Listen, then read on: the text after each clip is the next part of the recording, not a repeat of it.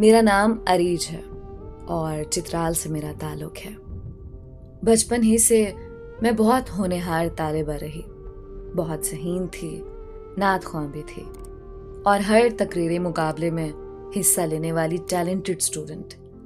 मैं हमेशा से बहुत स्ट्रेट फॉरवर्ड लड़की थी। वालिदैन ने हमेशा मुझ पर एतबार किया और बहुत कमाल तरबियत से इस दुनिया की तमाम अच्छी बुरी चीज़ों से आगाह किया। उन्होंने सही गलत में हमेशा वाज़ेह फ़र्क समझाया। मैं एक शरीफ माहौल में परवान चढ़ी, कभी भी किसी लड़के को पसंद नहीं किया, ना इन फजूल कामों में पड़ी। हमेशा से बहुत बहादुर और स्ट्रांग लड़की रही हूँ। मेरी जहानत को देखते हुए मेरे वालिदैन ने मुझ पर एतबार किया और डॉक्टर बनने के लिए पाकिस्तान के पंजाब में शहर लाहौर भेजा और मेरा एडमिशन लाहौर के एक मेडिकल कॉलेज में हो गया। वहाँ जाकर मैंने दिन रात मेहनत की, बहुत अच्छे से पढ़ रही थी।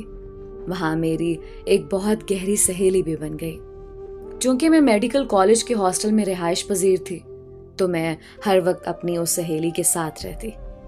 वो बहनों से कहीं बढ़कर थी मेरे लिए, अपनी हर बात उसे शेयर करती। एक दिन हमारे लेक्चर में प्रोफेसर डॉक्टर साहब ने क्लास में एक मुकाबला करवाया, जिसमें एक लड़का और एक लड़की को उन्होंने वॉलंटियरली बुलाया। इस मुकाबले के लिए सर ने लड़कियों में से मुझे बुलाया। वहाँ उस मुकाबले को मैंने जीत लिया और क्लास की लड़कियों को जितवा दिया।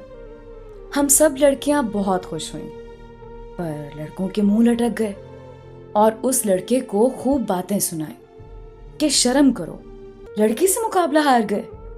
क्लास खत्म हुई, हम सब बाहर कैफे में गए तो वहां सारी क्लास के लड़कों ने ग्रुप बनाया हुआ था और मेरे खिलाफ बातें कर रहे थे। उस लड़के की खूब बेइज्जती कर रहे थे। हम सब ने वहां जाकर ये बातें सुनी। वहां से मैं चली गई।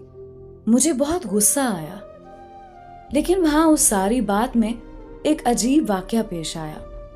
कैफे में एक और मेडिकल का स्टूडेंट बैठा था, जो कि एक पठान फैमिली से था। उसका नाम माज था और उसका ताल्लुक पेशावर से था। वो एक इज्जतदार घर से लड़कियों की इज्जत करने वाला लड़का था। मुझे मेरे दोस्तों से पता चला कि वो तुम्हारे जाने के बाद तुम्हारे हक में बोला और हमारी क्लास के लड़कों से लड़ पड़ा। वो बोला कि यार, आप सब शर्म करो, क्यों एक लड़की के किरदार पर बातें कर रहे हो? ऐसे ख्वामख्वाह एक लड़की के बारे में यूं खुलेआम डिस्कशन क्यों कर रहे हो? मेरी क्लास के बॉयज उससे लड़ पड़े कि तुम उसकी साइड क्यों ले रहे हो, तुम्हारी वो क्या लगती है? बस वहां लड़ाई शुरू हो गई। इस वाक्य के बाद पूरे कॉलेज में ये बात मशहूर कर दी गई कि माज अरीज से मोहब्बत करता है, दोनों का चक्कर चल रहा है। हर किसी ने अजीब और गलीज बातें शुरू कर दी हमारे बारे में। हमारे सीनियर्स ने रैगिंग की एक दिन और माज को बोला, जाओ अरीज से नंबर लेकर आओ। उसने साफ मना कर दिया और कहा कि नहीं, मैं ये हरकत नहीं करूंगा। सीनियर्स ने बहुत बदतमीजी की और वो बेचारा सर झुकाए मेरे पास आ गया। उसने कहा, आपका नंबर मिल सकता है? मुझे पता था उसकी और मेरी रैगिंग कर रहे हैं। मैंने गुस्से से इनकार कर दिया। वो फौरन चला गया। पूरे कॉलेज में ये बातें फैल गई। हर एक बंदा हमें बदनाम करने लगा कि इनका चक्कर चल रहा है। मैं बहुत परेशान हुई कि ये सब क्या हो रहा है। मेरा तो उससे कोई ताल्लुक ही नहीं और लोग कैसी बातें बना रहे हैं। मेरी बेस्ट फ्रेंड का एक कजिन था। वो लड़का माज का बेस्ट फ्रेंड था। मेरी दोस्त के जरिए माज ने अपने दोस्त को कहकर मेरी मालूमात निकलवाई। मेरी सहेली के जरिए उसे मेरा नंबर मिल गया और एक दिन माज ने मुझे मैसेज किया कि आपसे कुछ बात करनी है। मैं बहुत हैरान और परेशान हो गई कि उसको नंबर कैसे मिला मेरा। वो दोस्त बोली, मिल गया होगा किसी से। मैंने अपनी दोस्त से कुछ ना कहा, लेकिन मुझे शक उसी पर था क्योंकि वो अपने कज़न के ग्रुप में बैठती थी। खैर, मैंने माज को कोई रिस्पॉन्स ना दिया। उसने माफ़ी मांगी कि लोग बहुत घटिया हैं और मेरी वजह से आप पर गलत बातें हो रही हैं। मैंने उसे कोई ख़ास बात नहीं की। वक्त गुजरता रहा। मैंने नोट किया माज वाकई में मुझ में दिलचस्पी रखता था, लेकिन वो इंतहाई शरीफ मिजाज था। मैंने कभी उसे किसी लड़की के साथ बात करते नहीं देखा था। वो मुझे जब कहीं भी देखता अपनी नजरें झुका लेता और वहां से पलट जाता। ये सब कुछ मैं देखती रही और उसकी यही शराफत आहिस्ता आहिस्ता मेरे दिल में घर करती जा रही थी। फिर कुछ वक्त बाद उसने मुझे फिर मैसेज किया और अपनी पसंदीदगी का इजहार किया। मैंने उसे कहा कि वालिदैन की मर्जी के खिलाफ मैं नहीं कर सकती शादी। सब लड़कियों को ये पता लग गया कि वो मुझे बहुत पसंद करता है, मुझसे शादी करना चाहता है। मुझे सब लड़कियों ने गलत समझना शुरू कर दिया कि अजीब लड़की है, इतने अच्छे लड़के को नखरे दिखा रही है। पूरे कॉलेज में अजीब अजीब बातें होने लगी कि अरीज को बहुत नखरे हैं, मास को कोई रिस्पॉन्स नहीं देती। लड़कियां जेलिस होकर मुझे अजीब अजीब बातें करने लगी, उसके खिलाफ फजूल बातें कि वो बहुत घटिया लड़का है, बहुत गलीज इंसान है, भूल कर भी उसको लाइफ पार्टनर मत बनाना। इधर से मुझे गुमराह करती और उधर से उसको गुमराह करती। मैंने अपनी एक जूनियर को मुंह बोली बहन बनाया हुआ था, लेकिन उस मुंह बोली बहन ने मेरे साथ क्या किया वो मैं कभी भूल नहीं सकती। उसने मास को बहुत घटिया बातें की कि अरीज अच्छी लड़की नहीं है, बदकिरदार है, हर लड़के से बात करती है, इसके वालिदैन शादी नहीं करना चाहते, जो भी इनके घर जाता है ये लोग सबको भगा देते हैं, किसी को इज्जत नहीं देते, मत करो शादी अरीज से। वो भी ये सब बातें सुनकर घबरा सा गया। उसने ये सब मुझे बताया। मैं बड़ी हैरान हुई कि ये सब बातें कर कौन रहा है आखिर। बहुत बाद में पता चला मेरी मुंह बोली बहन उसको ये बातें करके भड़का रही थी। मुझे रोज हॉस्टल की लड़कियों ने टॉर्चर करना शुरू कर दिया कि तुम खुद को समझती क्या हो, ऐसा क्या है तुम में जो तुम मास जैसे लड़के को इग्नोर कर रही हो, उसे धोखा दे रही हो। मैं पूरी पूरी रात सोचों में गुम रहती, रो रो के अल्लाह से मदद मांगती कि ये सब क्या हो रहा है मेरे साथ, मुझे सब इतना क्यों जलील कर रहे हैं। मैंने तो कोई धोखा नहीं दिया उस लड़के को, ना ही मैं मास से बातें करती हूं, ना ही उसे कोई उम्मीद दी है। आखिर क्यों हो रहा है मेरे साथ ये सब। कुछ वक्त के बाद हमारे कॉलेज में एक एनुअल डिनर हुआ। उस फंक्शन पर माज मेरी वजह से नहीं आया कि लोग फिर बातें बनाएंगे, पर उस फंक्शन पर उसके घटिया दोस्तों ने जो उसके नाम पर मेरे साथ किया वो उस बेचारे को भी पता नहीं था। उन लड़कों ने सबके सामने मास का नाम लेकर उसकी जानिब से मुझे एक गाना डेडिकेट कर दिया। जब मैंने ये हरकत देखी तो मैं शदीद परेशान हुई और रोने लगी कि उसकी इतनी जुर्रत, वो ये सब करे, जबकि उसको इस घटिया हरकत का इल्म तक नहीं था। मैं हॉस्टल आई और आते ही उसे राब्ता किया और शदीद बरहम हुई कि ये क्या बदतमीजी है। उसने कई कस्में खाई कि यकीन करें, ऐसी जहालत मैं नहीं कर सकता, मैं आपकी वजह से आया भी नहीं।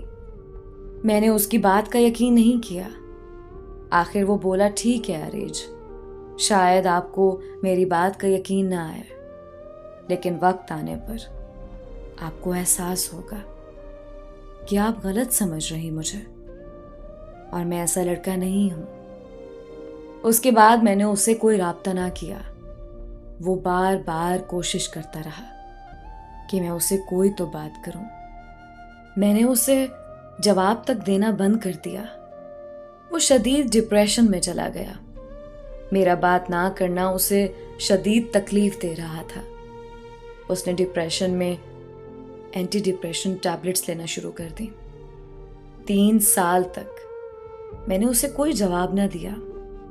मुझे रोज लड़कियां बातें सुनाती कि तुम्हारी वजह से उसकी जिंदगी खराब हो गई है। तकरीबन 3 साल बाद जब हमारा MBBS मुकम्मल हो चुका था, तो मैं उम्रा करने गई और उसी साल वो भी उम्रा करने गया। हम दोनों को उम्रा की सादत नसीब हुई। मैंने उम्रा करते हुए अल्लाह से रो रो के फरियाद की कि ऐ मेरे मालिक, मैं बेकसूर हूँ, मैंने किसी का दिल नहीं तोड़ा, मैं मजबूर हूँ उस लड़के के साथ बिना वालिदैन की रजामंदी मैं शादी नहीं कर सकती। ऐ खुदा, मेरी मदद फरमा, मुझे लोगों ने बदनाम कर दिया है उसके साथ, मेरी वजह से वो डिप्रेशन में चला गया है। ऐ अल्लाह, तू हम दोनों पर रहम फरमा। शायद खुदा ने मेरी फरियाद सुन ली और मैं पाकिस्तान आई। एक दिन उसका मैसेज आया।